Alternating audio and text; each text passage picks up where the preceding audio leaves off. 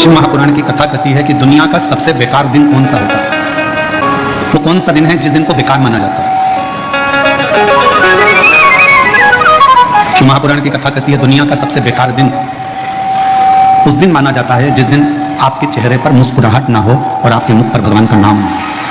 आप यदि मुस्कुरा रहे हो, आपके चेहरे पर हंसी है और भगवान का नाम है, आपके चेहरे पर प्रसन्नता है और भगवान का नाम है, आपके चेहरे पर प्रसन्नता है और आपके मुख पर भगवान शिव का नाम है, हरि विठल, पांडुरंगा, श्री विठल, रुक्माई, संत ज्ञानेश्वर, संत तुकाराम जी महाराज, संत नामदेव जी महाराज, या किसी भी रूप में भगवान का कोई भी नाम यदि आपके मुख पर है और आपके चेहरे पर यदि कितना भी टेंशन हो, कितनी भी चिंता हो, कितना भी चिंता, कितना भी टेंशन, और उसके बाद भी तुम्हारा चेहरे पर अगर स्माइल है, मुस्कुराहट है, तो समझ लेना कि आज आप सबसे ज्यादा शिव के करीब हैं। क्योंकि दिन ही बेकार माना गया है जिस दिन तुम्हारे चेहरे पर कोई मुस्कुराहट ना हो, कोई हंसी ना हो। आपके चेहरे की प्रसन्नता भगवान के करीब में लेकर जाती है। विदाई के बाद अगर बेटी मायके आए और रोती रोती आए तो बाप को भी चिंता लगती है, बाप को चिंता व्याप्ति है, पिता को टेंशन रहता है। अच्छा घर देखा, अच्छा परिवार देखा, अच्छी खुशियां देखी, उसके बाद भी बेटी के चेहरे पर प्रसन्नता नहीं। तो शिव के पास में जाओ, भगवान शंकर के करीब में जाओ, शिव जी के नजदीक में जाओ, देवादिदेव महादेव के पास में जाओ, तो चेहरे पर थोड़ी सी प्रसन्नता। और हमने शिव महापुराण की कथा के माध्यम से पहले भी आपको कहा, आप एक लोटा जल शिव जी को नहीं चढ़ा सकते, आप भगवान शंकर को अगर एक लोटा जल नहीं चढ़ा सकते, आप भगवान शंकर को बेलपत्र नहीं चढ़ा सकते, आप भगवान शंकर को अगर एक पुष्प भी समर्पित नहीं कर सकते, शंकर के मंदिर में भी नहीं जा सकते, शिव के मंदिर में भी अगर प्रवेश नहीं कर सकते, शंकर के मंदिर में भी, भगवान शिव के द्वार पर मंदिर में भी अगर नहीं जा सकते, तो पहले भी कथा में आज फिर कह रहे हैं बेजापुर की इस पवित्र भूमि पर कि शिव के मंदिर भी ना जा सको तो शंकर के मंदिर के सामने से जब निकलो तो थोड़ा सा मुस्कुराकर निकल जाना, तो भी शिव करुणा कर देते हैं। शिव कृपा कर, शिव करुणा सागर है, शिव दया सागर है, शिव कृपा सागर है। और शंभु शरणे गई माधो हरि रे गई दूधे दया करी निदर्शन आपो। शंभु शरणे गई माधो हरि रे गई दूधे काटो दया करी निदर्शन आपो। बेजापुर की इस कथा का नाम बेलपत्र शिव पुराण दिया। उसका कारण एक ये भी रहा कि आने वाला जो समय है वो श्रावण का महीना है, और श्रावण के महीने में जब आप और हम प्रवेश करें तो आपको और हमको ये मालूम होना चाहिए कि बेलपत्र की महत्वता क्या है। संचेती परिवार आज जो ये पवित्र शिव महापुराण की कथा को प्रारंभ करा है, मैं संचेती परिवार को तो बधाई देता ही हूँ, साथ में संपूर्ण देशवासियों को बधाई देता हूं कि आज गुप्त नवरात्रि के पहले दिन से यह शिव पुराण की कथा प्रारंभ हुई। और आप सबको मालूम होगा 4 नवरात्रे होते हैं, उन 4 नवरात्रे में 2 नवरात्रे गुप्त माने गए, और उसमें भी जो आषाढ़ महीने का जो नवरात्रा आता है जो आज से प्रारंभ हुआ है, कहते हैं अगर कोई स्थिर होकर एकांत में बैठकर भगवान शंकर के नाम का मात्र संबोधन श्रवण कर लेता है, सुन ले, गुनगुना ले, शिव को याद कर ले, तो कहते हैं शिव और शक्ति की दोनों की कृपा उसके ऊपर बनी ही रहती है।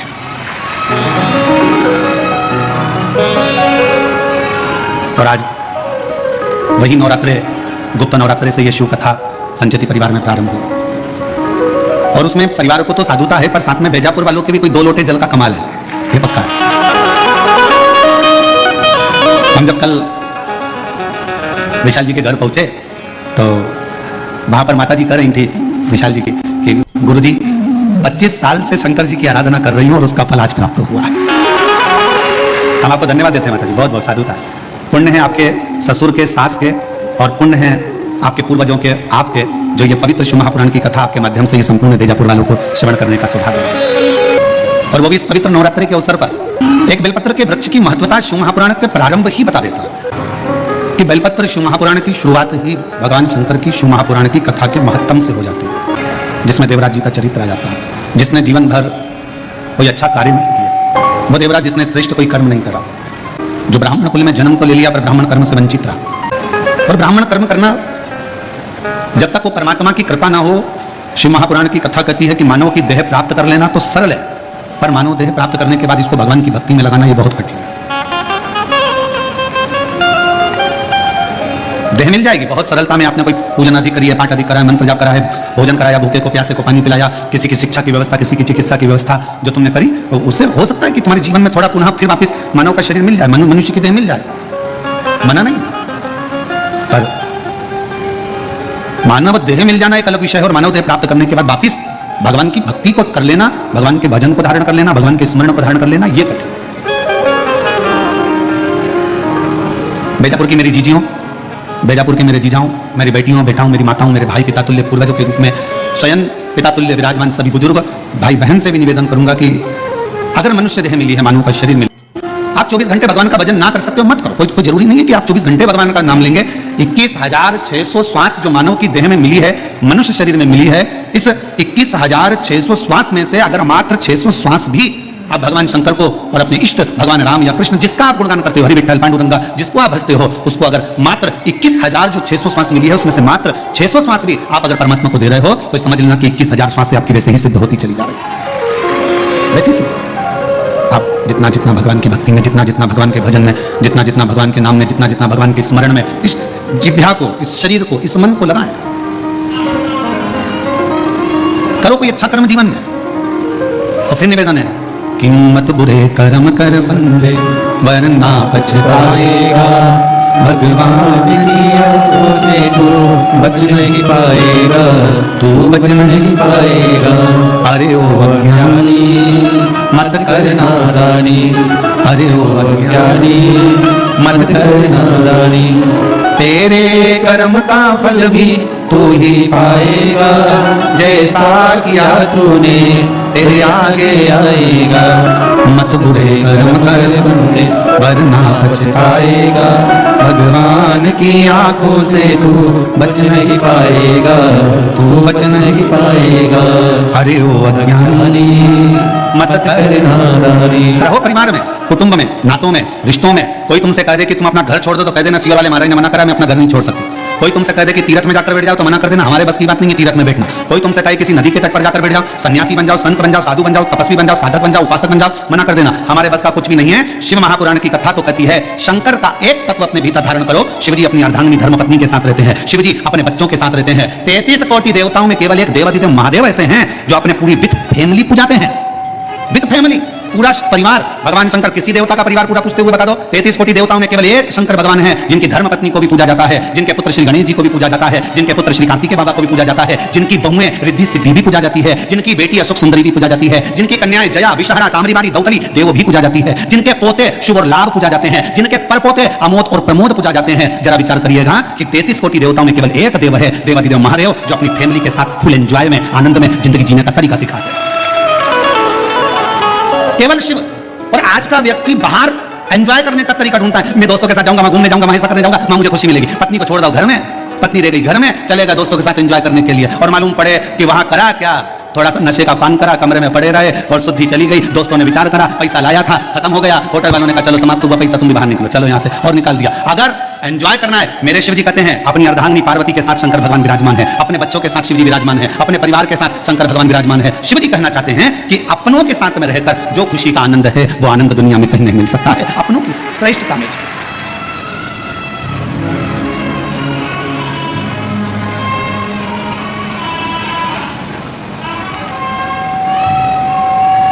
कल हमको बड़ा अच्छा लगा। हम संचेती परिवार में जब आए तो हमने पूछा, ये सब लोग जो खड़े हैं कौन है, तो कहा विशाल जी बोलते थे ये काका जी हैं, ये काकी जी हमारे। अच्छा, ये हमारे ये हैं, ये हमारे वो हैं। अच्छा, हमें समझ इतनी प्रसन्नता हो रही थी कि बताओ पूरा परिवार एक जगह पर, और उसमें भी भगवान की अविरल भक्ति और शिव महापुराण की कथा और बेजापुर का क्षेत्र, ये जीवन का एक आनंद प्रदान करने वाला एक सुख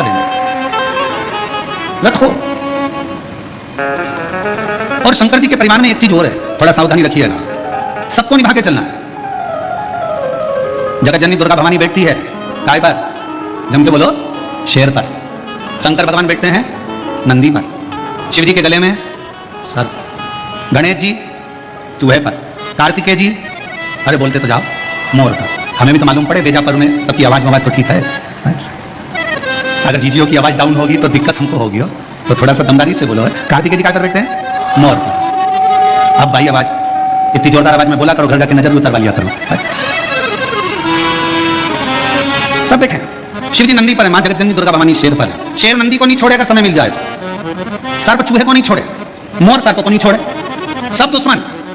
पर घर में एक बुजुर्ग, घर में एक बड़ा ऐसा होता है, उस बुजुर्ग के, उस बड़े के होने का सबसे बड़ा फल यह होता है कि शेर नंदी को नहीं, सर्प चूहे को नहीं, मोर सर्प को नहीं खा सकता, क्योंकि वहां बुजुर्ग का कंट्रोल, घर के बड़े का एक संयम इतना प्रबल होता है कि एक दूसरे को कोई नुकसान नहीं पहुंचा सकता। कोई नुकसान नहीं। हम नुकसान कब भोगते हैं? शिव महापुराण की कथा में बीड़ में एक बात कही थी, जब अपने घर के लोगों की बात, अपने माता पिता की बात, अपने घर के बुजुर्गों की बात जब आपको बुरी लगने लगे और बाहर के लोगों की बात आपको अच्छी लगने लगे, बस समझ लेना कि तुम्हारे विनाश का समय आ गया। ये निश्चित है। घर के लोगों की बात, माँ ने कुछ कहा तुम्हें बुरा लग गया, पिताजी ने कुछ कहा तुम्हें बुरा लग गया, काका जी कुछ बोले तुम्हें बुरा लग गया, ताऊ कुछ बोले तुम्हें बुरा लग गया। घर के लोगों की बात जब तुम्हें बुरी लगने लगे और बाहर के दोस्त बोल रहे हैं, सहेली बोल रही है, बेस्ट फ्रेंड बोल रही है, तो तुम्हें अच्छा लग रहा है, समझ लेना कि तुम्हारा विनाश का समय निश्चित आ गया है। शिव पुराण कहती है कि जब जब मेरे भोलेनाथ, जब जब मेरे शंकर, जब जब मेरे करुणा सागर, जब जब मेरे शिव, जब जब मेरे भगवान भोलेनाथ अपने बच्चों को भटकता हुआ देखते थे, तब तब मेरे शिव कुछ ना कुछ कहने के लिए आतुर हो जाते थे। शिव की आतुरता रहती है। शंकर, शिव की आतुरता रहती है और शिव शिव है।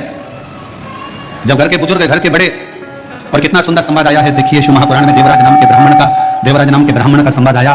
देवराज नाम के ब्राह्मण का जो चरित्र वर्णन किया गया, उस संवाद में कहा गया, शिव जी की कथा चल रही है। देवराज ब्राह्मण के घर में जन्म लेने वाला एक बालक है।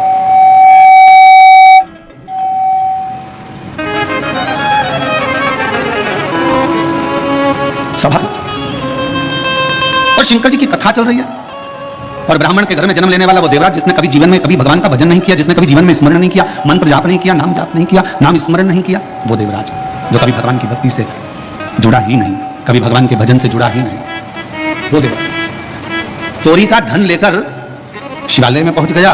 ब्राह्मण जी कथा सुना रहे थे शिवपुराण की, कोई नहीं था, कोई नहीं, मंदिर सुना।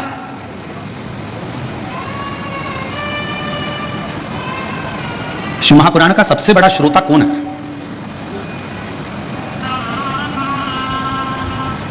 उत्तर तो जल्दी से, बीजापुर की जी जाऊं। शिव महापुराण का सबसे बड़ा श्रोता कौन है? शिवपुराण को सुनने वाला सबसे बड़ा श्रोता, श्रीमद् भागवत कथा को सुनने के लिए सबसे बड़े श्रोता थे राजा परीक्षित। रामचरितमानस को सुनने के लिए सबसे बड़े श्रोता थे काशी नरेश। पर शिव महापुराण का सबसे बड़ा श्रोता कोई मानव नहीं, कोई मनुष्य नहीं। शिव महापुराण का सबसे बड़ा श्रोता स्वयं देव अधिदेव महादेव शंकर और पार्वती है। शिव श्रेष्ठ श्रोता बनकर बैठे हैं, श्रेष्ठ श्रोता। और चित्त भगवान शिव का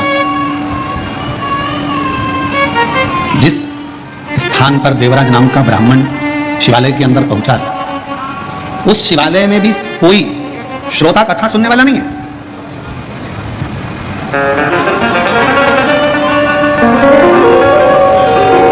और यदि आप लोगों ने कोरोना महामारी में अगर शिवपुराण की कथा को ऑनलाइन सुना होगा टीवी पर, तो आपने उस समय पर भी देखा होगा, उस समय पर भी श्रवण करा होगा कि कोरोना महामारी के समय पर केवल शिव महापुराण की कथा चल रही थी।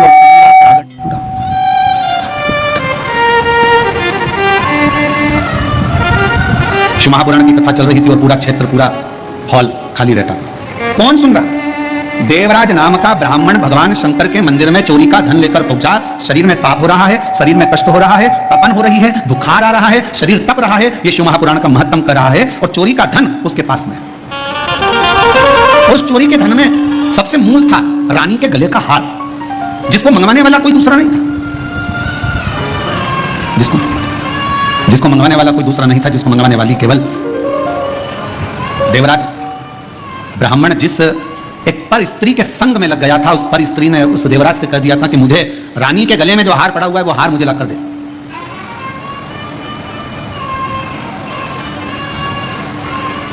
और देवराज उस स्त्री के कहने पर चोरी करने चले गया, धन हार चुरा कर लेकर आ गया, शिव जी के मंदिर में पहुंच गया। शंकर जी के चोरी का धन उसके पास में रखा हुआ था, चोरी का धन उसके पास में रखा हुआ था। कथा कोई नहीं मंदिर के अंदर, केवल शंकर का शिवलिंग मंदिर और देवराज कथा करने वाला कथा करने वाला कथा कर रहा है। केवल एक ब्राह्मण बैठा है, कथा बाच रहा है, मंदिर में कोई भी नहीं। यहां तक शिव महापुराण की कथा करेंगे, जिस मंदिर में शिव पुराण की कथा देवराज चोरी का धन लेकर, चोरी का धन लेकर देवराज जिस मंदिर में पहुंचा था, वहां पर जहां पर एक ब्राह्मण कथा कर रहा था, वहां पुजारी तक नहीं था, वहां पर कोई पुजारी नहीं। पुजारी है, केवल शंकर भगवान का शिवलिंग है, नंदी है और देवराज चोरी का धन लेकर बैठा हुआ है। एक ब्राह्मण शिव महापुराण कथा का वाचन कर रहा है, कोई श्रोता में नहीं। और भगवान शंकर ने मां पार्वती जी को यह कहा है, पार्वती सुनो, जहां पर शिव महापुराण की कथा होती है, श्रवण करने के लिए जो पुरुष और स्त्री, बेटा और बेटी, नर नारी, गंधर्व, अप्सरा, देवता शिव महापुराण की कथा को अगर श्रवण करने के लिए जाते हैं तो वहां केवल संसार का मनुष्य, संसार का मानव ही नहीं रहता, वहां पर स्वयं शिव कहते हैं कि मैं और शक्ति दोनों उस कथा को श्रवण करने के लिए उस मनुष्य के रूप में पहुंच जाते हैं, उस कथा को श्रवण करने के लिए मनुष्य के रूप में पहुंच जाते हैं, मनुष्य मानव। अब जितने भी श्रोता भाई बहन इस कथा को श्रवण करने के लिए आए हैं, जितने भी श्रोता भाई बहन इस कथा को सुनने के लिए आए हैं, कथा श्रवण करने के लिए बैठे हैं, तो आप सबसे निवेदन है, आप कोई साधारण व्यक्ति नहीं है, आप कोई साधारण नहीं है, आप मेरे शिव का एक अंश स्वरूप हो, शिव का एक प्रतिबिंब स्वरूप हो। और शिवोहम शिव महापुराण की कथा जो इससे पहले निकुंभ छत्तीसगढ़ में करी, उसमें बताया था शिवोहम का मतलब ही यही है कि शिव आपके अंदर है, केवल आपका भजन, आपका कीर्तन, आपका मंत्र जाप, आपका स्मरण, आपका नाम जाप शंकर को भीतर से प्रकट कर ले, भीतर से प्रकट। और महाराज हर पल हर घड़ी शिव तुम्हारे साथ, हर पल। तेरे सिर पर भोलेनाथ फिकर फिर क्या करना, तेरे सिर पर भोलेनाथ फिकर फिर क्या करना, क्या करना फिर क्या करना, क्या करना फिर क्या करना, तेरे सिर पर भोलेनाथ फिकर फिर क्या करना, तेरे सिर पर भोलेनाथ फिकर फिर क्या करना, सिर पर भोलेनाथ फिकर फिर क्या करना, तेरे सिर पर भोलेनाथ फिकर फिर क्या करना, क्या करना फिर क्या करना, क्या करना फिर क्या करना, क्या करना फिर क्या करना, क्या करना फिर क्या करना, तेरे सिर पर भोलेनाथ फिकर फिर क्या करना, तेरे सिर पर भोलेनाथ फिकर फिर क्या करना, तेरे सिर पर भोलेनाथ फिकर फिर क्या करना। दोनों हाथों से ताली से बजाते हुए भोलेनाथ फिकर फिर क्या करना।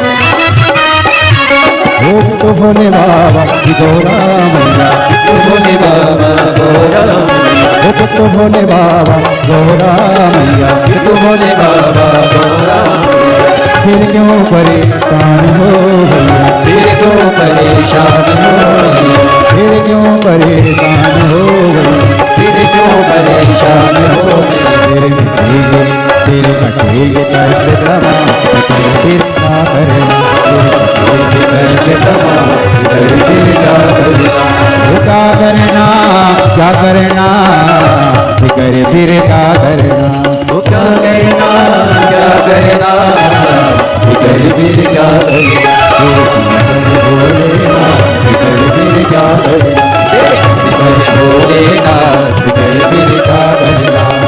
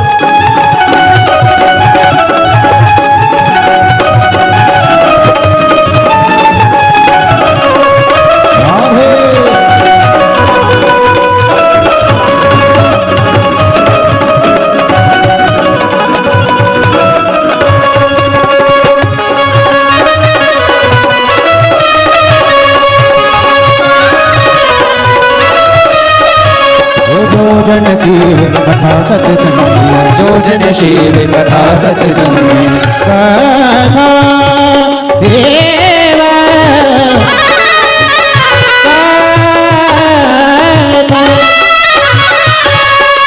गरे गरे तन कान्य धनी का बता कम कम गम गरे गरे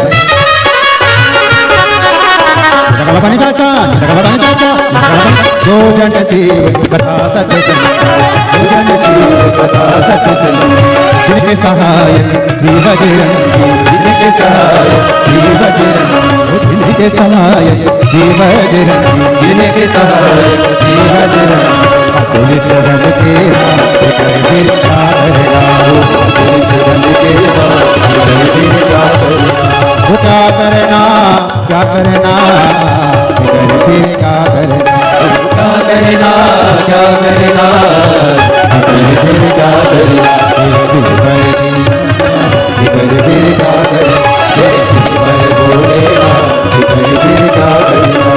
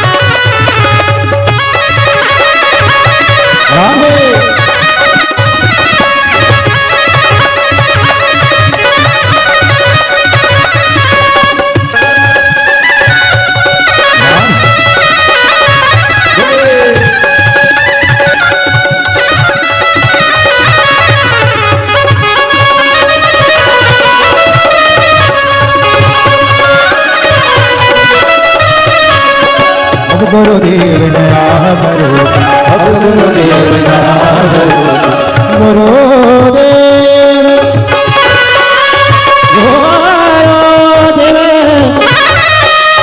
आए भरो,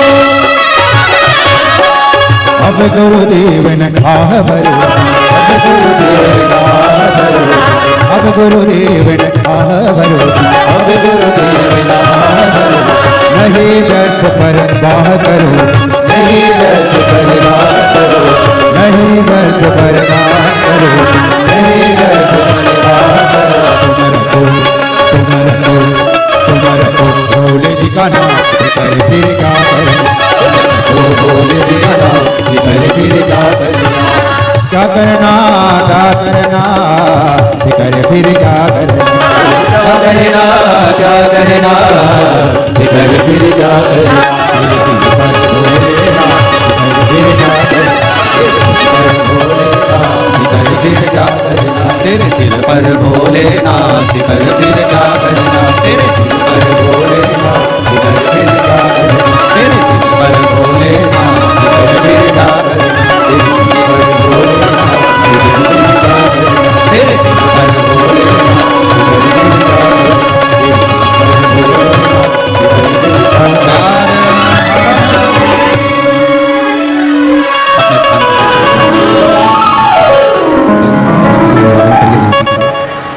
जहाँ जगह मिले वहाँ बैठ कर भगवान शंकर से मन का भाव करो, हृदय से प्रार्थना करो, विनय करो, निवेदन करो। बारिश थोड़ी तेज है, जो लोग गीले हो रहे हैं उनसे निवेदन है जो सूखी जगह है वहाँ जाकर बैठें, गीले ना हो। जहाँ जहाँ पर सूखा सूखा जगह हो वहाँ बैठें। बारिश थोड़ा तेज है इसलिए जो लोग गीली हो रहे हैं या गीली जगह में बैठे उनसे निवेदन है, सूखी जगह बहुत है, आप लोग वहाँ जाकर बैठे और कथा का लें। सभी लोग साउंड से करो बाबा, सभी लोग साथ में भगवान शिव से मन से भाव से प्रार्थना करिए, विनय करिए, निवेदन करिए। साथ में प्रार्थना करेंगे, जिनको आता है वो साथ में बोलेंगे और विनय करेंगे।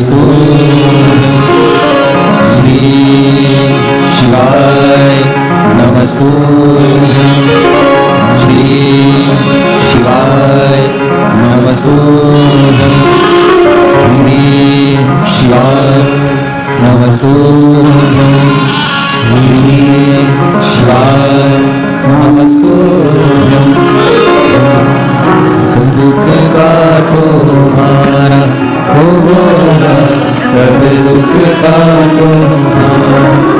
शिव शंकर जपो तेरी माला, भोले बाबा जपो तेरी माला, भोला सब दुख काटो हमारा, हो भोला सब दुख काटो हमारा।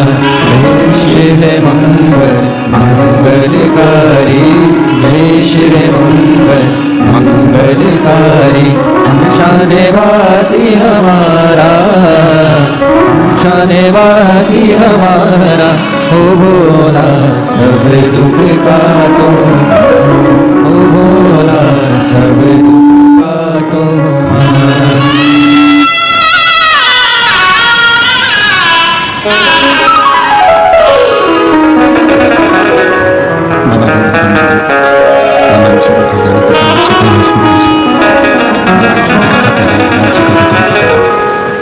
शिव महापुराण की कथा वर्णन। शिवालय में कोई नहीं, केवल एक शिवलिंग है, नंदी है और कथा वाचने वाला एक ब्राह्मण चोरी कर धन लाया हुआ वो देव।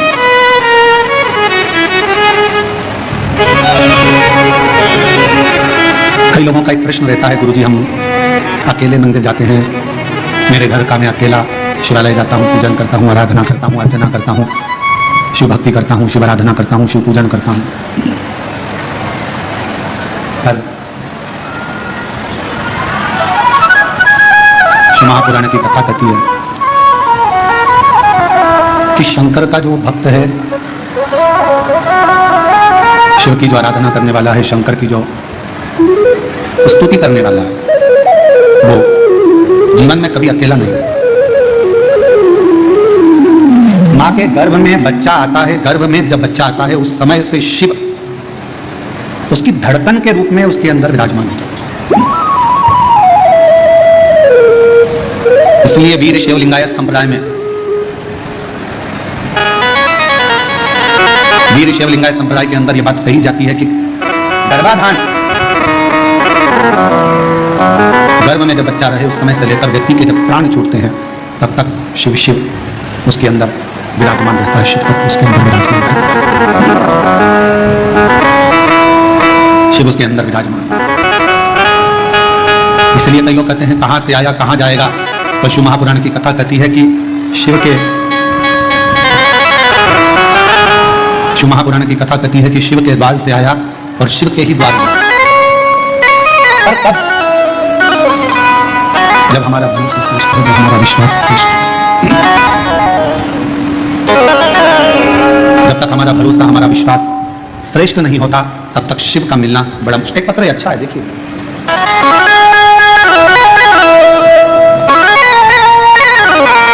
मैं सारिका टिकरणे, मुकाम पोस्ट तहसील गंगापुर, जिला छत्रपति संभाजी नगर, महाराष्ट्र की रहने वाली हूँ। कहीं बैठी हो तो हाथ हिला सकती हैं, अगर कहीं बैठी हो तो हाथ हिला सकती हैं। सारिका टिकरणे, मुकाम पोस्ट तहसील गंगापुर, जिला छत्रपति संभाजी नगर, महाराष्ट्र की रहने वाली। अगर कहीं बैठी हो तो हाथ हिला सकती हैं। और अगर आई हो और बच्चा आया है साथ में, क्या अगर बच्चा आया हो तो उसको भी ला सकती हैं। आया है, ले आओ उसको भी। पत्र को एलईडी पर, आस्था चैनल पर, एलईडी पर चल रहा है पत्र, एलईडी और आस्था चैनल पर चालू है, आप पत्र को साथ में पढ़ सकते हो। मैं सारिका टिकरणे, मुकाम पोस्ट तहसील गंगापुर, जिला छत्रपति संभाजी नगर, महाराष्ट्र की रहने वाली हूँ। मेरा मोबाइल नंबर यह है। एक लोटे जल और शिव भक्ति का वर्णन करूं। मेरा बेटा स्वराज 8 साल का है। 2 साल था तब उसके मुंह में तालू में छेद हो गया था, उसका ऑपरेशन हो गया। ऑपरेशन के बाद से उसको चलने में दिक्कत आने लगी। 1.5 महीने बाद वो कोमा में चले गया। कोमा में जाने के बाद उसको दिखना बंद हो गया और ऐसा करते करते करते करते सालों हो गए जिसमें उसकी आंखों की रोशनी भी नहीं थी और कोमा में भी था। तब किसी ने कहा कि लॉकडाउन में कथा आ रही है टीवी पर। हमने उसको पहली बार सुनना प्रारंभ करा और 1 लोटा जल शिव जी को चढ़ाना प्रारंभ करा। जल चढ़ाकर स्वराज को पिला देते और उसके शरीर पर लगा देते, उसको दिखता नहीं, कोमा महसूस नहीं। तब किसी ने कहा कि एक बार सीहोर चलते हैं, वहां से रुद्राक्ष लाते हैं। हम लोग सीहोर गए, वहां से रुद्राक्ष लाए, रुद्राक्ष को तांबे के कलश में गलाते और उसका जल पिलाना प्रारंभ करा। आज मैं बाबा को धन्यवाद देने के लिए आई हूँ कि मेरा 8 साल का बेटा अब उसको दिखाई भी देने लगा और चलना भी आता है। अब वो हर रोज हमारे साथ अमृतसर भगवान के शंकर के मंदिर जाने लगा और शिव जी को जल चढ़ाने लगा। मैं बाबा को यहाँ प्रणाम करने के लिए आई हूँ। एक लाइन अच्छी लिखी है, आप और हम उस लाइन को गुनगुनाते हैं। कि लुटा दिया भंडार काशी वाले कर दिया माला माल काशी वाले जो जैसी भावना लाया वो वैसा ही फल पाया नहीं खाने उसे लौटाया वो मन ही मन ये पत्र और अच्छा है। मेरा नाम छाया सचिन रोहम है। मैं बेजापुर की रहने वाली हूँ। कहीं बैठी हो तो हाथ हिला सकती हैं। मेरा नाम छाया सचिन रोहम, मैं बेजापुर की रहने वाली हूँ। आए हैं बच्चा आया साथ, हाँ ले आइए। मेरा पुत्र जिसका नाम साईं है 6 साल तक बोल नहीं सकता था। हम लोग दिखाए, डॉक्टरों का इलाज कराए, पर इसकी आवाज नहीं थी। तब किसी ने कहा कि शिव पुराण की कथा आती है उसको सुनो। बच्चे को भी सुनवाया, कथा भी सुनना प्रारंभ करी। सीहोर गए, वहां से रुद्राक्ष मिला। हर दिन उस रुद्राक्ष का पानी बेटे को पिलाना प्रारंभ करा। आज मैं बाबा को प्रणाम करने के लिए आई हूँ कि मेरा बेटा 8 साल का हो गया, अब बोलना प्रारंभ करा। मैं बाबा को धन्यवाद देने के लिए आई हूँ। बाबा को प्रणाम करने के लिए बच्चे को लेकर आ सकते हैं। एक पत्र और बड़ा सुंदर आया है। दीपक, जरा पढ़ के बताओ क्या लिखा है। दीपक हेचलावर, हेचलावर, ग्राम उमरी, जिला यवतमाल, महाराष्ट्र से हूँ। कहीं बैठे हो कहाँ दिला सकते हैं, आप ही हैं। आ जाइए जल्द लेकर जाइए। कुछ समय पहले सालों से एक बीमारी हो गई जिसमें मेरे शरीर पूरा सफेद होने लगा। जगह जगह पर सफेद सफेद दाग हो गए और मेरा पूरा शरीर सफेद हो गया। हम लोग बड़े परेशान हुए, डॉक्टरों की इलाज करवाया, तब भी वो सफेद चर्म रोग ठीक नहीं हुआ। आखिरी में दुख होने लगा। तब मैं सीहोर गया, वहां से रुद्राक्ष लाया। आपके बताए अनुसार विधि पूर्वक रुद्राक्ष को जल में गलाता और पूरे शरीर में लगा लेता। बाबा का गाय के दूध वाला प्रयोग करा, शिवजी को बेलपत्र चढ़ाई और ऑनलाइन शिव महापुराण की कथा को श्रवण करा। आज मेरा शरीर सफेद रोग से मुक्त हो गया, पूरा की पूरा शरीर मेरा अच्छा हो गया। मैं बाबा को यहाँ प्रणाम करने के लिए आया हूँ, बाबा को नमन करने के लिए। तेरी कृपा का क्या है भरोसा अब किस पर भरोसा जरा सी हम पर करो जरा सी हम पर करो तेरी कृपा का क्या है भरोसा अब किस पर भरोसा जरा सी हम पर करो जरा सी हम पर करो किसी पर भी होगी तेरी करुणा की पाओ ओम नमः शिवाय।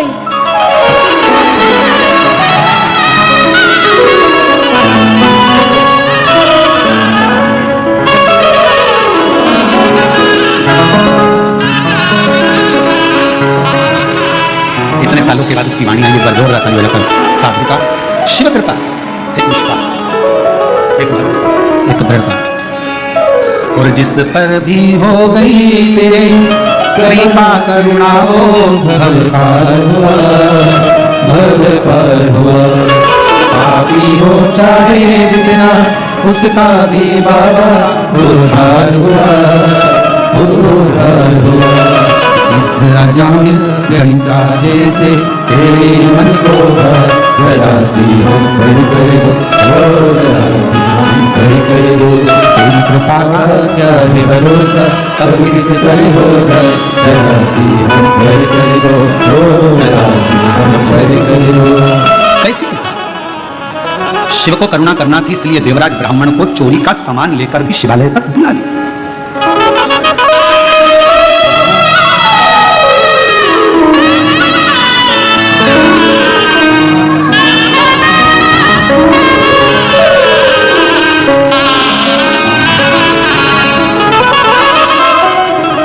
आंखों से देख नहीं सकता था, चल नहीं सकता था, कोमा में पड़ा रहता था, उठ नहीं सका कई साल तक। आज बाबा की कृपा से चल भी रहा है, देख भी रहा है और बोल भी रहा है। वह जोरदार ताली बजाओ। तेरी कृपा का क्या है भरोसा अब किस पर हो जाए जरा सी हम कर दो जरा सी हम कर दो। एक शिव की करुणा क्या कर, विश्वास। कई लोग कहते हैं गुरुजी शिव महापुराण की कथा है, हम कहते हैं जैसे नेत्र शिविर लगता है आंखों का इलाज करवा लो। बस याद रखना उस नेत्र शिविर में आंखों का इलाज होगा, चश्मा लगेगा, लेंस लगेगा। और शिव महापुराण के इस नेत्र शिविर में इस हृदय पर शंकर का ऐसा लेंस लग जाता है जिससे जिंदगी में दुख धीरे धीरे समाप्त होता है, समाप्ति की ओर चला जाता है, धीरे धीरे दुख समाप्ति की ओर चला। शिव एकांत में शंकर भगवान बैठे हैं, शिव जी बैठे हैं। देवराज आया, चोरी का धन लाकर बाजू में रखा। शिव पुराण की कथा चल रही थी। कथा 2 क्षण की देवराज ने सुनी, मात्र 2 क्षण।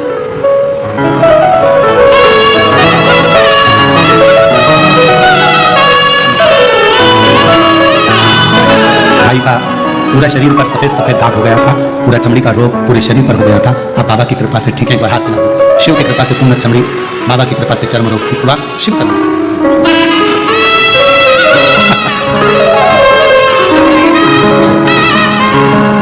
शिव कृपा। कथा में मन नहीं लगा देवराज का, चित्त नहीं लगा, सुन नहीं पाया, मन नहीं लगा पाया, क्योंकि शरीर में ताप था, शरीर में बीमारी थी। जब कथा में मन नहीं लगा, देवराज का चित्त नहीं लगा, हृदय नहीं लगा, कथा को छोड़कर देवराज नामक का ब्राह्मण अपना चोरी का धन लेकर बाहर निकल, मंदिर से बाहर।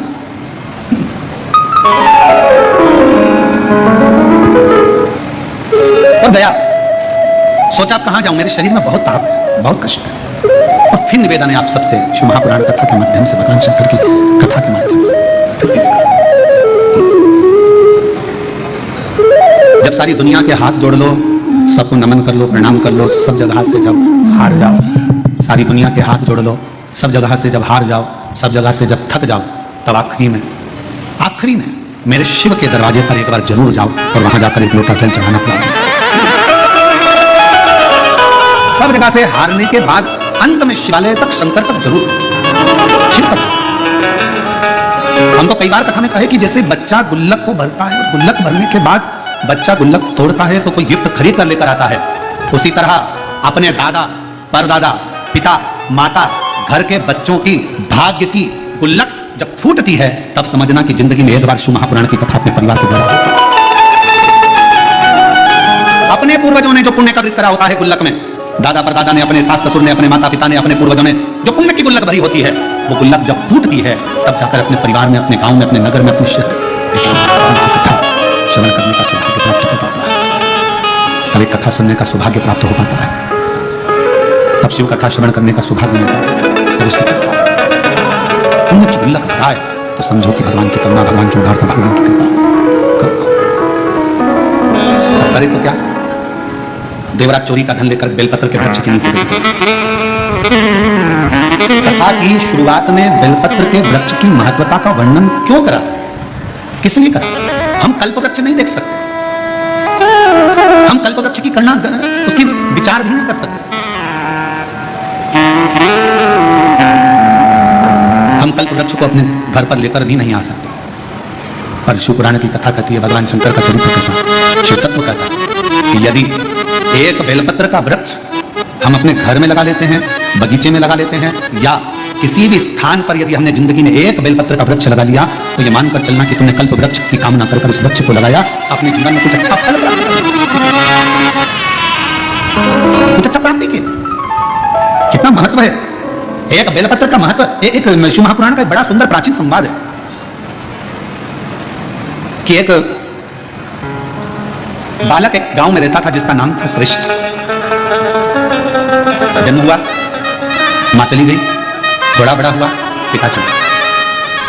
ग्रामीण क्षेत्र में रहने वाला, उसको मालूम नहीं, गांव के लोगों ने उसका पालन पोषण करा, श्रेष्ठ श्रेष्ठ श्रेष्ठ श्रेष्ठ सब उसको पुकारते थे। बच्चा छोटी सी अवस्था से ही गांव के लोगों को शिवालय में सेवा करता हुआ देखता, शंकर की आराधना करता हुआ देखता, तो उसका मन भी शिव में हो गया।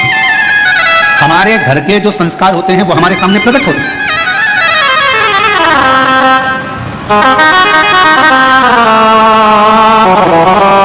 जब हम संचेती जी के यहाँ आए तो हमने उनको सबसे पहला शब्द उनके घर में उनके माता पिता को यही कहा कि आपके पुत्र विशाल और बहुरानी, घर के बच्चों को आपने जो संस्कार दिया, ये संस्कार आज सामने देखने को मिलता है। कम से कम इतनी बड़ी शिव महापुराण की कथा अपने माता पिता और अपने पूर्वजों का आनंद के लिए कराई तो।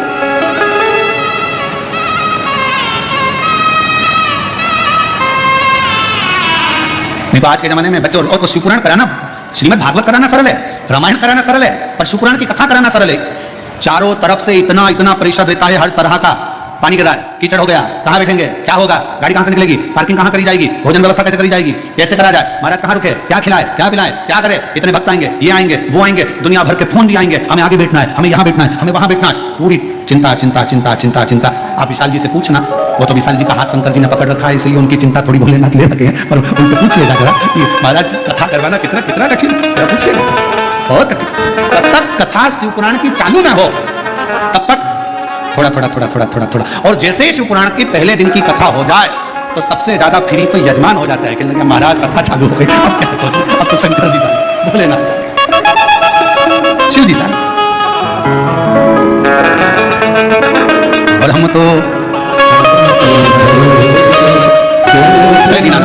तुम लोग तो जरा इनका भी तो सुने, बेजापुर वालों के आवाज कैसी है, हमको भी तो सुनने मिले। तुम बोलो हम तो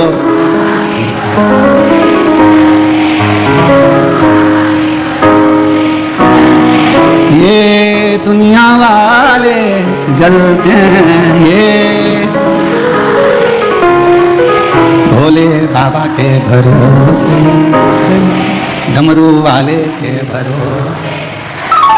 हम उसके आश्रित श्रेष्ठ छोटा सा बालक, नगर के लोगों ने देखा, गांव के लोगों ने उसको सिखाया, मंदिर जाना, शिवालय, आराधना, अर्चना, भगवत भजन, नाम स्मरण, कीर्तन, मंत्र जाप। चलो धीरे धीरे बड़ा हो गया। उसने अपनी जिंदगी का एक नियम बड़ा प्रबल लिया और अपने जीवन का वो सबसे प्रबल नियम श्रेष्ठ ने लिया। प्रतिदिन शंकर जी के मंदिर में एक बेलपत्र समर्पित, एक बेलपत्र शिवलिंग पर चढ़ाना। और होना चाहिए, जिंदगी का एक नियम आपके जीवन में होना चाहिए। हम तो आप लोगों से भी कहेंगे कोई बड़ा नियम नहीं ले सकते, तो एक नियम अपने जीवन में ले लो कि मैं सुबह उठते से ही सबसे पहले अपने मुख से श्री शिवाय नमस्ते बोलो। एक नियम धारण करो, कोई सा भी नियम ले लो।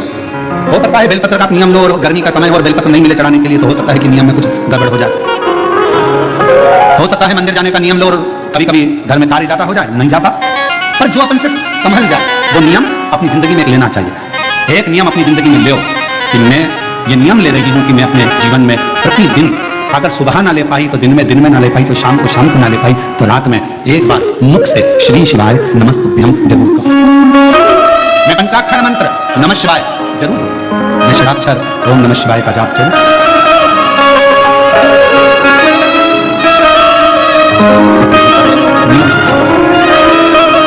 श्रेष्ठ बालक बड़ा हो गया, अपना नियम धारण कर रहता।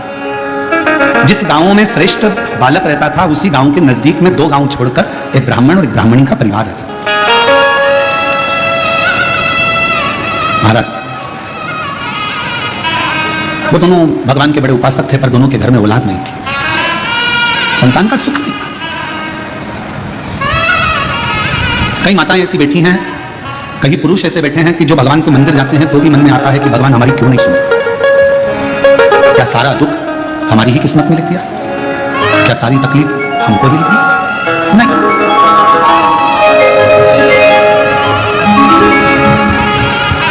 कभी विचार माना है तेरे मंदिर में आना मेरा काम है और मेरी बिगड़ी बनाना तेरा। आप अपने मन में श्रेष्ठ विचार को लेकर आओ कि बाबा एक ना एक दिन अच्छा करेगा, एक ना एक दिन मेरे जीवन में सुख का फल आए। और फिर निवेदन करेंगे, आज से नवरात्रि प्रारंभ हुए हैं, 9 दिन तक, ये गुप्त नवरात्रि के 9 दिन, अगर आपको ऐसा लगता है कि शिवजी आप बाबा मेरी नहीं सुन रहा, बहुत संघर्ष का जीवन चल रहा है, बहुत परेशानी का जीवन चल रहा है, बहुत कष्ट का जीवन चल रहा है और कोई मंजिल, कोई राह, कोई मार्ग दिख ही नहीं रहा, तुम्हारा कैसा भी दुख है, जो आज गुप्त नवरात्रि प्रारंभ हुए हैं 26 तारीख से, 26 जून से, आज से 9 दिन तक का एक नियम ले लो गुप्त नवरात्रि में कि मुझे शिवजी के मंदिर में अशोक सुंदरी वाली जगह पर एक बेलपत्र माँ हेमवती माता के नाम से, कौन सी माता? हेमवती, माँ हेमवती के नाम से एक बेलपत्र अशोक सुंदरी वाली जगह पर समर्पित करूंगी। 9 दिन का एक नियम धारण करो और 12वें या 15वें दिन आप देखिए आपका जो दुख है मेरा बाबा उसको काट कर ही रहा। गुप्त नवरात्रे जो आज से प्रारंभ हुए हैं, गुप्त नवरात्रे जो आषाढ़ महीने का ये गुप्त नवरात्रा है, इस नवरात्रे में हेमवती माता का स्मरण करना, एक बेलपत्र का पूजन करना या एक बेलपत्र के वृक्ष के नीचे आप 9 दिन तक भी, अगर मंदिर तक भी नहीं जा सकते, मंदिर में आप बेलपत्र रखने नहीं जा सकते, तो आपके घर के आंगन में, द्वारे पर, बगीचे में, आपके घर के पास अगर कोई बेलपत्र का पौधा है, वृक्ष है, उस बेलपत्र के वृक्ष के सामने एक बेलपत्र का पत्ता रखकर भी अगर आप उस पर जल चढ़ा रहे हैं या पूजन कर रहे हैं हेमवती माता के नाम से, तो उसका फल आपको मिलेगा। और मान लो बेलपत्र का वृक्ष भी नहीं है, हम मंदिर भी नहीं जा सकते, हम कहीं नहीं जा सकते, घर से बाहर कैसे निकलें? पानी तेज है, जलवृष्टि हो रही है, बहुत सा पानी है, तो क्या करें? अपने घर में जो शिवलिंग है, तुम्हारे घर में अगर जो शिवलिंग है, तुम्हारे घर में जो शिवलिंग विराजमान है, उसी शिवलिंग के साक्षी में, सम्मुख में भी अगर हेमवती माता का नाम लेकर अगर एक बेलपत्र समर्पित करोगे 9 दिवस तक, तो उसका फल मिलेगा जरूर, उसका फल मिलेगा। फिर से बोलो, कौन माता? हेमवती। कौन है ये? शिव महापुराण की कथा कथी है जब माता पार्वती जी हिमालय राज के घर में प्रगटी और हिमालयों की कंदरा में बैठकर मां पार्वती जी तप साधना में लीन हुई। जितनी परीक्षा भगवान शंकर ले सकते थे शिव जी ने सारी परीक्षा ली। ब्रह्मदेव परीक्षा लेने आए, भगवान नारायण परीक्षा लेने आए, इंद्रदेव आए, सप्तऋषि आए, सारे साधु संतों को परीक्षा लेने भेजा, पर मां उन परीक्षाओं में पास होती चली गई। तब भगवान शंकर ने दर्शन देकर कहा, पार्वती आज से तुम्हारा नाम हेमवती रहेगा। सुनो पार्वती, तुम्हारे इस नाम की आराधना जो तुम्हारे गुप्त स्वरूप में करेगा उसको मनवांछित फल की प्राप्ति हो जाएगी। और वो फल आज कथा अगर प्रारंभ हुई है और आप लोगों को मौका मिला है तो इस कथा का स्मरण अपने जीवन में जरूर करें। क्या पता भोलेनाथ जी ने बेजापुर वालों पर बड़ी कृपा करी है, बहुत बड़ी कृपा करी, जो नवरात्र में कथा मिली और आप लोगों को ये कथा का चरित्र श्रवण करना पहले दिन ही मिल गया, बीच में मिलते तो 2-3 दिन निकल गए।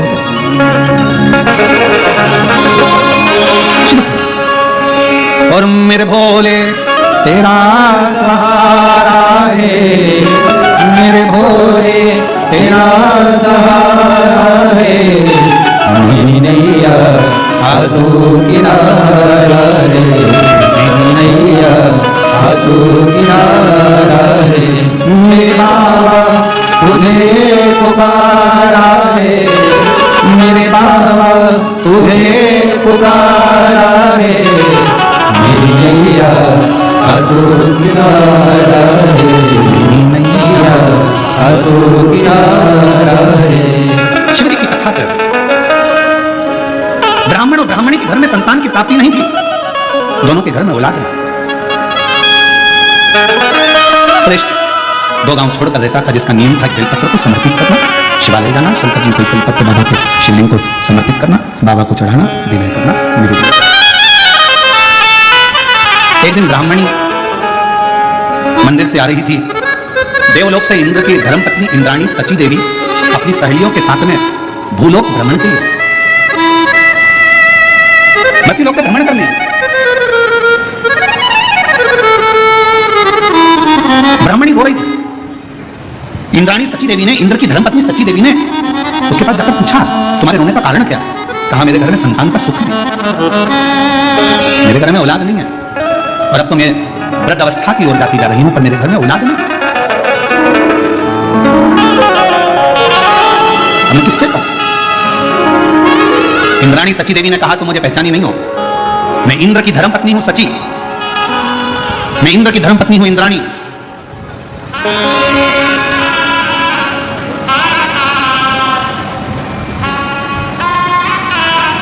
ब्राह्मणी ने हाथ जोड़कर कहा, इंद्राणी जी आप देवलोक में रहती हो, एक बार अगर हो सके ना तो भगवान से मेरे लिए पूछना जरूर कि मेरी किस्मत में संतान है कि नहीं, मेरे भाग्य में औलाद है कि नहीं, जरा पूछिएगा, एक बार जरा भगवान से पूछिएगा, उत्तर जरूर देना इंद्राणी जी, आप निवेदन है आपसे, कहिएगा, प्रार्थना है आपसे। जब बहुत कई लोगों को बहुत बड़ा रोग हो जाता है, रोग होने के बाद वो कई बार दिखते हैं, मिलते हैं तो कहते हैं, गुरुजी बहुत कष्ट का जीवन चल रहा है, बहुत रोग हो गया, बहुत बड़ा रोग हो गया गुरुजी, ये मिटेगा कि नहीं मिटेगा? हम हमेशा एक ही बात कहते हैं, डॉक्टर शंकर का एक रूप होता है। जब भी अगर शरीर में तकलीफ आए, कष्ट आए, बीमारी आए, तो एक बार अपने डॉक्टर के पास जरूर जाओ और डॉक्टर से जाकर कहो कि मेरे शरीर में रोग हो गया, बीमारी आ गई, वो तुम्हें जांच करने का बोले जांच कराओ, वो तुम्हें दवाइयां दे दवाइयां खाओ, वो तुम्हारी जांचें करवाए जांचें करवाओ, डॉक्टर को शिव मानकर उसका इलाज प्रारंभ करो, फिर किसी शंकर के मंदिर में जाकर 1 लोटा जल चढ़ाना प्रारंभ करो, डॉक्टर की दवा और शिव की दुआ तुम्हारे रोगों को समाप्त जरूर करेगी, निश्चित। अब कई लोग कहते थे गुरुजी हम डॉक्टर के पास नहीं जाएंगे, हमको तो ठीक हो, ना ना ना। शिव महापुराण की कथा में शंकर भगवान खुद कहते हैं, जिस समय पर मां जगतजननी जगदम्बा अम्बा स्वयं दुर्गा भवानी ने देखा कि शंकर भगवान के कंठ में विष पहुंच रहा है, तब मां आदिशक्ति दुर्गा भवानी जगतजननी जगदम्बा औषधि का पिटारा लेकर, स्वयं वेद बनकर, स्वयं डॉक्टर बनकर, औषधि का पिटारा लेकर, मेरी मां आदिशक्ति जगदम्बा कात्यायनी, स्वयं मां कात्यायनी अपना औषधि का पिटारा लेकर, स्वयं मां जगतजननी डॉक्टर बनकर औषधि का पिटारा लेकर पहुंच गई।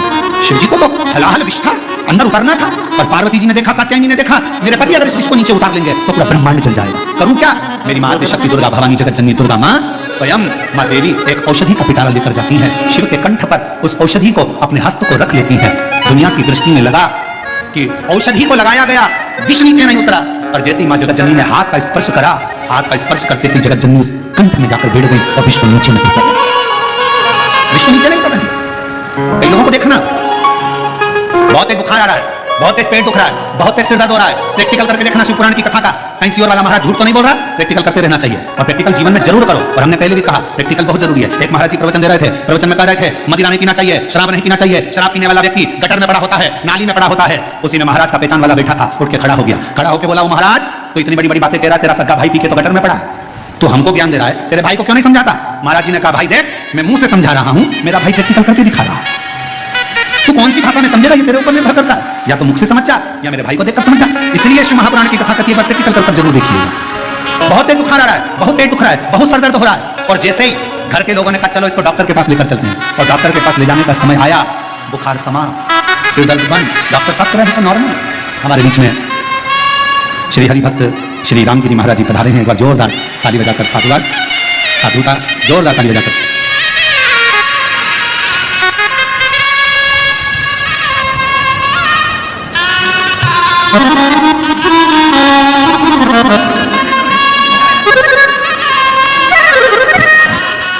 अभी हिंदी में चालू है, एक बार जोरदार ताली बजाकर साधुवाद, जिनका आशीर्वाद यहाँ प्राप्त हो रहा है।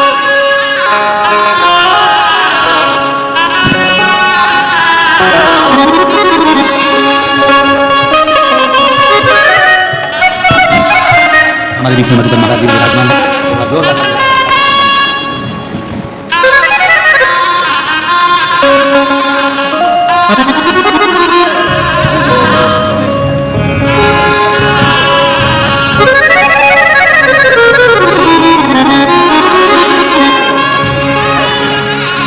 एक बार श्री हरिभक्त श्री रामगिरी महाराज जी महाराज हरिडंडी में चल रहे हैं। पंडरीनाथ की यात्रा प्रारंभ है। एक बार जोरदार ताली बजाएं, जिनका शुभ आशीर्वाद आपको हमको यहाँ प्राप्त हो रहा है।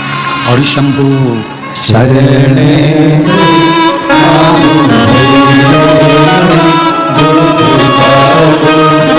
दया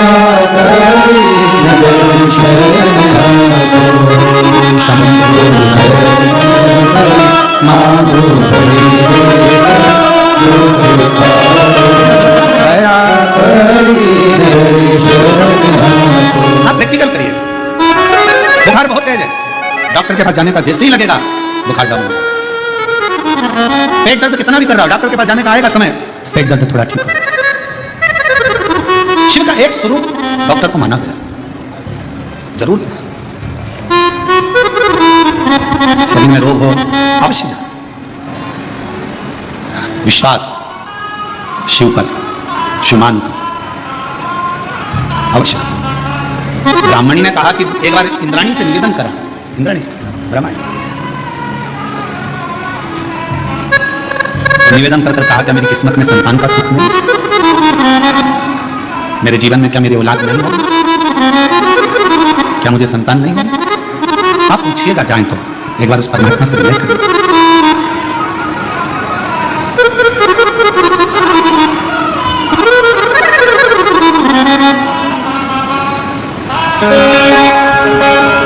ठीक है, इंद्राणी ने कहा कि मैं जाकर पूछती हूं, और इंद्राणी गई। सची देवी ने अपने पति इंद्र से कहा कि स्वामी, एक पृथ्वी पर एक ब्राह्मणी मिली थी, उसकी औलाद नहीं है, संतान नहीं है, मुझे जानना है उसकी किस्मत में क्या औलाद का सुख नहीं है, क्या संतान का सुख नहीं? चलो, इंद्र और सची देवी इंद्राणी भगवान विष्णु के पास पहुंचे। भगवान नारायण ने पूछा, इंद्रदेव आए हैं, क्या बात है? और साथ में पहली बार इंद्राणी इस वैकुंठ लोक में, स्वर्ग लोक में शेष सैया की साक्षी में तो कभी इंद्राणी आई नहीं, आज पहली बार इंद्राणी आई, वो भी सची देवी यहां पहुंची। क्यों? इसलिए कैसे आना हुआ? सची देवी ने हाथ जोड़कर कहा, प्रभु मेरे मन का एक संशय, मेरे मन में बहुत दिनों से एक संशय चला। मैं पृथ्वी पर गई थी, मृत्यु लोक में गई थी, और पृथ्वी पर भ्रमण करते करते गांव में पहुंच गई। वहां पर एक ब्राह्मणी से मेरा मिलना हुआ, उसने मुझे निवेदन करा है बस भगवान से पूछना कि मेरी किस्मत में औलाद नहीं। भगवान विष्णु ने ब्रह्मा जी को बुलाया, भाग्य देवी को बुलाया, धर्मराज को बुलाया, पूछा बताओ इसके भाग्य में औलाद है कि नहीं। सबने लेखनी देखी, लेखनी देखकर कह दिया कि इसकी किस्मत में औलाद का सुख नहीं है, संतान का सुख नहीं है। इंद्राणी सची देवी की आंख में से जल बहने लगा। बड़ी आस लेकर तो उसने पूछा था। अब मैं उसको जवाब देने नहीं जाऊंगा, क्योंकि अगर मैं बोलने जाऊंगी कि तेरे घर में औलाद का सुख नहीं है, संतान का सुख नहीं है, तो मुझे पकड़ लेगी, चरण पड़े लेगी, तुम मुझे औलाद का सुख दीजिए, संतान दीजिए, मुझे भर दीजिए, कुछ भी करो, मेरे घर में संतान का सुख प्राप्त हो, उसके लिए कुछ कार्य करो। मैं नीचे नहीं जाऊंगी। सची देवी नहीं गई, नीचे गई नहीं, इंद्राणी गई नहीं। समय बीतते बीतते एक दिन वही श्रेष्ठ बालक जो शंकर भगवान का एक नियम लिया था, एक बेलपत्र समर्पित करने का, वो निकल कर जा रहा था। दूसरे गांव से बहुत तेज जलवृष्टि हो रही थी, और बहुत तेज जलवृष्टि में उसने सोचा कहाँ रुकूं मैं, इतना तेज पानी गिर रहा है, जलवृष्टि हो रही है, जाऊं तो जाऊं कहाँ? उसी ब्राह्मणी के घर में वो एक बेलपत्र का नियम बनाने वाला वो श्रेष्ठ बालक उस ब्राह्मणी के घर में चले गया। आवाज लगाई, आवाज महाशय बांधो बांधो, मैं गीला हो रहा हूं, बहुत तेज जलवृष्टि है, द्वार खोलिए, दरवाजा खोलिए। दरवाजा खोला गया, अंदर प्रवेश किया, मुझे प्यास लगी है, पानी पी, भूख लगी, भोजन कर। ब्राह्मणी ने भाव से भोजन भी कराया, पानी भी पिलाया। समय निकला, जाने लगा। ब्राह्मणी की आंख में आंसू था। पूछा, मां आप रो रही हो क्यों? किसी मेरे घर में औलाद नहीं। अरे तो क्यों चिंता करना, क्यों चिंता करना? शिव है ना, शंकर का नाम जपना प्रारंभ करो, तुम्हारे घर में औलाद जरूर आएगी, ये पक्का है। मैं कहता हूं ना मां, तुम्हारे घर में औलाद जरूर आएगी, तुम क्यों चिंता करती हो? चले गया बालक। 4 महीना निकला, ब्राह्मणी का गर्भ ठहर गया, गर्भ ठहर, बच्चे ने जन्म ले लिया। नगाड़े बज रहे हैं, किलकारियां गूंज रही है, पूरा गांव सजाया गया है। ब्राह्मण के घर में इतने सालों के बाद औलाद हुई है, पूरा गांव सजाया गया, नगाड़े बजे, लड्डू बांटे गए, खूब धूम मची। इंद्राणी के कानों में शब्द गया, इंद्राणी पृथ्वी पर भ्रमण करने फिर आई। इंद्राणी भ्रमण करते करते जैसी पृथ्वी पर आई और आते से उसने देखा कि कि यहाँ इतना नगाड़ा क्यों बज रहा है, तो कहा इसके घर में संतान हुई है, पुत्र हुआ है। संतान? हाँ। इंद्राणी बोलती हो ही नहीं सकता किसके घर में औलाद हो जाए। इंद्राणी गई वापिस इंद्रदेव के पास। महाराज महाराज, इंद्रदेव ने पूछा क्या हुआ?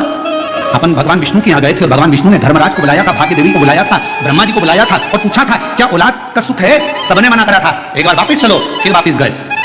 भगवान नारायण के पास में जाकर इंद्राणी ने कहा, प्रभु आपने तो कहा था कि ब्राह्मण के घर में औलाद का सुख नहीं है, संतान का सुख नहीं है। भाग्य देवी ने देखकर कहा था कि औलाद नहीं होगी, धर्मराज ने कहा था इसके घर में औलाद नहीं होगी, ब्रह्मा जी ने लेखनी देखकर कहा था इसके घर में औलाद नहीं होगी, फिर ये औलाद का सुख कहां से आ गया? तब भगवान नारायण ने कहा, ब्रह्मणी हे सची देवी, जो देवता भी लेख को नहीं पलट सकते, वो शंकर का एक भक्त उस लेख को पलट सकता। जो लेख देवता भी नहीं पलट सकते, देवता का काम है भाग्य लिखना, शिव जी का काम है भाग्य को पलट देना।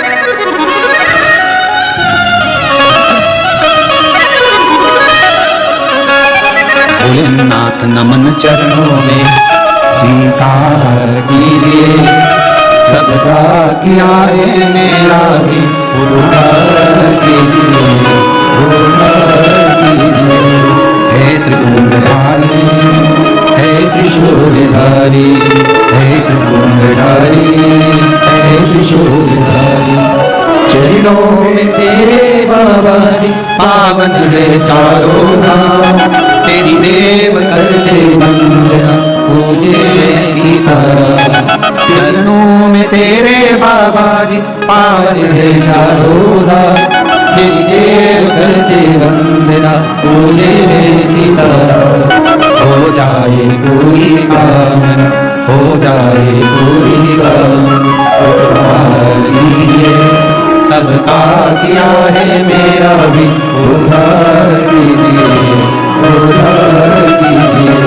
हे त्रिपुंडधारी, हे त्रिशूलधारी, हे त्रिपुंडधारी, हे त्रिशूलधारी, चरणों में बोले बाबा। हे मेरे शिव, हे मेरे प्रभु, आप करुणा करने वाले।